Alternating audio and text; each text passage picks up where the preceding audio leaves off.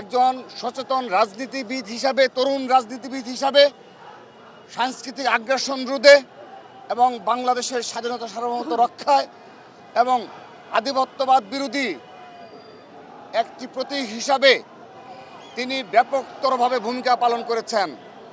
কিন্তু দুর্ভাগ্যের বিষয়, সেই ফ্যাসিস্টরা এবং তার প্রত্যক্ষ ইন্ধনে আজ আমরা আমাদের সেই সহযোদ্ধাকে হারালাম।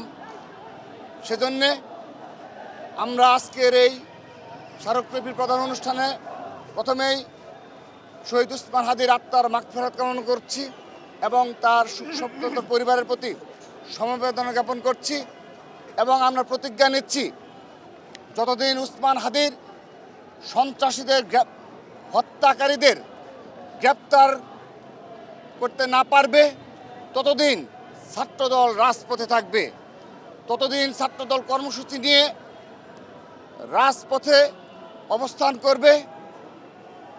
সেই সাথে আমরা শহীদ উসমান হাদি সহ অপর যারা জুলাই যোদ্ধা রয়েছে, রাজনীতিবিদ রয়েছে, তাদের নিরাপত্তা দাবি করছি। সেই সাথে এই উসমান হাদির শাহাদাত বরণকে কেন্দ্র করে যারা ভোলা পানিতে মাছ শিকারের নিমিত্তে গতকাল সারা রাত ব্যাপী তাণ্ডব চালিয়েছে, তাদের বিরুদ্ধে আমাদের সুস্পষ্ট অবস্থান। আমরা গতকাল প্রথম আলো, ডেইলি স্টার সহ সাংবাদিক নুরুল কবিরের উপর যে ধরনের নৃশংস হামলা এবং অযাচিতভাবে যে ঘটনাগুলো ঘটেছে, আমরা তার নিন্দা জানাচ্ছি, প্রতিবাদ জানাচ্ছি।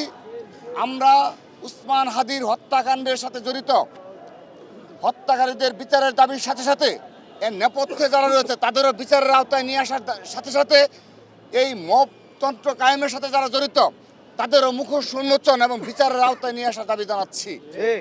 বাংলাদেশ থেকে মবতন্ত্রের কবর রচনা করার জন্যে আমরা ছাত্রদল সর্বাত্মকভাবে প্রস্তুত রয়েছি এবং আগামীতেও এই মবতন্ত্রের বিরুদ্ধে আমাদের সর্বাত্মক অবস্থান থাকবে।